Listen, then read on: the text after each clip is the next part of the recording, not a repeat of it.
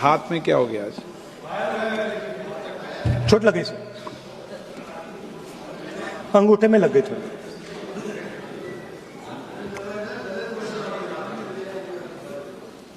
Thank you, Speaker Sir, for letting me speak on a very important topic.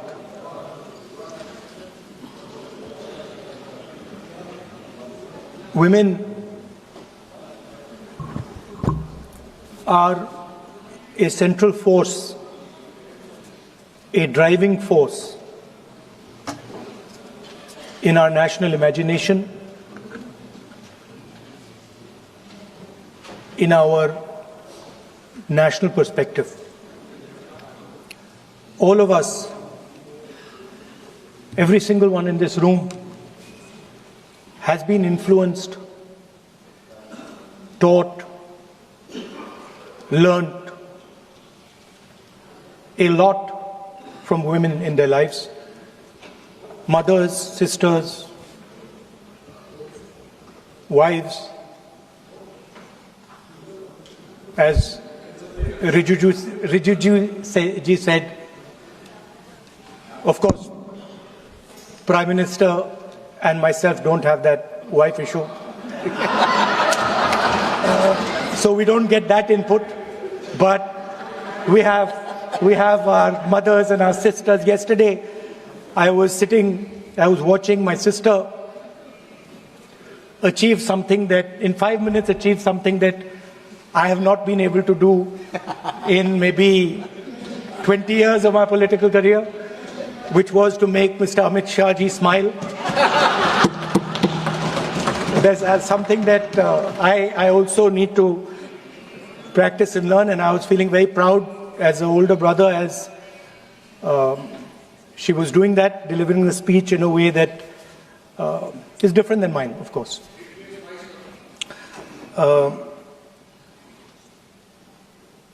I remember when I was a little boy, I used to be very scared of the darkness.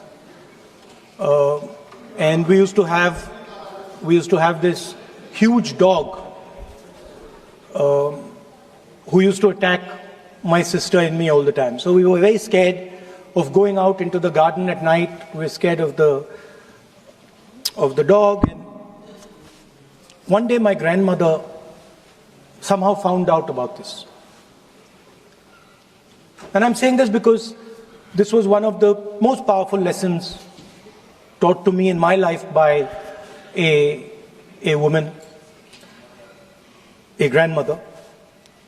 And my parents had gone out for dinner. And she came, she caught my hand, I still remember, and she took me out into the garden. Dark garden at night, no lights. No, the government houses have big gardens, quite a big garden. And she took me there. And she left me, she said, now you stay here, don't move. And she left.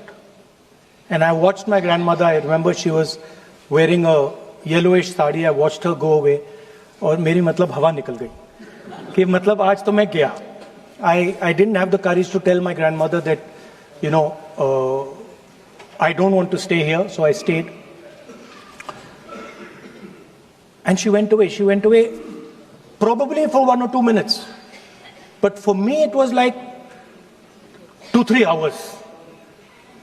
I was imagining the dog coming to bite me. I was imagining ghosts. I was imagining snakes. I was imagining everything. And then after some time, I remember my legs were even shaking a little bit, and then I saw my grandmother come. And she came and she asked me, so, what are you scared of? So I said, you know, Dadi, I'm scared of that dog. I don't know that he might come and bite me. I'm scared of somebody being in the garden that I don't know. I'm scared of bats. I'm scared of snakes. I'm scared of things I can't see. And she says, no, Rahul, you're not scared of all those things. You're not scared of the darkness. You're not scared of the dog. You're not scared of the bats. You're only scared of your mind. You're only scared of your imagination and what you are thinking. And then she said that, you should not be scared of the darkness, because the truth most often is in the darkness. And if you do not have the courage to face your fear, you do not have the courage to go into darkness, you will not be able to understand the truth, you will not be able to fight for the truth. This is one of the biggest lessons in my life. I use it, it's a political lesson. I didn't realize then. Now as I get older, I realize it was not only a political lesson, more fundamentally it was a religious lesson. I didn't understand then, and what she was saying to me was that Satyam Shivam Sundaram. That's what she will say. She said that I want you to be able to go into the darkness. I want you to be able to go where you're scared. And I want you to see what the truth looks like. And later I realized, my God, by taking me into the garden, she was explaining Shiva to me. She was explaining the central tenet of our religion. She was explaining Satya to me. And in many ways, she was explaining Ahimsa to me. And she said to me, I remember that, listen, truth is painful sometimes. Don't worry about it. Deal with it. And there are some truths that need to be told here today in this house. The first truth is that this is not a women's bill. This is nothing to do with the empowerment of women. There is a women's bill. It was passed in 2023 in this house itself. And my friends and teachers in the BJP said that it will be implemented in 10 years' time. That is the women's bill. This is an attempt to change the electoral map of India, using and hiding behind India's women. And actually it is a shameful act, because instead of giving them women's reservation, which is very easy to do, and every single opposition person will support it right now, bring that old bill back right now, and we will help you pass it for implementation from this second. Now, that is the women's bill. This is something else. And the truth needs to be told about what this is. There is a central truth in India's history, in India's past and present. And I have become more and more and more aware of this truth. And that is the brutal, cruel, unforgiving treatment of the OBC community, of the Dalit community, and other communities, minorities and women. And this is a historical fact. This need not be argued here. Everybody knows how Indian society treated OBCs, treated Dalits, what was done to them, what was done to their women, what they were allowed to do, what they were not allowed to do, how they were blinded when they read certain documents, how metal was poured into their ears when they heard certain verses. This is a fact. Now, what is being attempted here is a bypass of the caste census. What they are trying to do is they are trying to avoid giving power, giving representation to my OBC brothers and sisters and to take away power from them. This is the agenda over here. That's the first agenda. Manuvad over Samvidhan. Amit Shah ji says that the caste census has begun.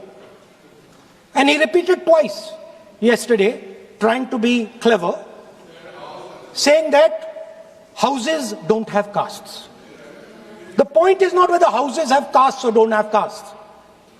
The point is whether the caste census is going to be used for representation in Parliament, Vidhan Sabha, Lok Sabha. And what you're trying to do now is trying to make sure that caste census has nothing to do with representation for the next 10 years, 15 years, so that you can kick the ball down the street. That's the first thing that is being done. Second thing that is being done, equally bad thing, but a very dangerous thing. What you're doing, because you're scared of what is happening in the politics of this country, you're scared of the erosion of your strength, you're trying to rejig the Indian political map. You have done it in Assam, you've done it in Jammu and Kashmir, and now you're imagining that you can do it in India. And you need a constitutional amendment to do that. Now let me explain what you are doing. You are telling the South Indian states,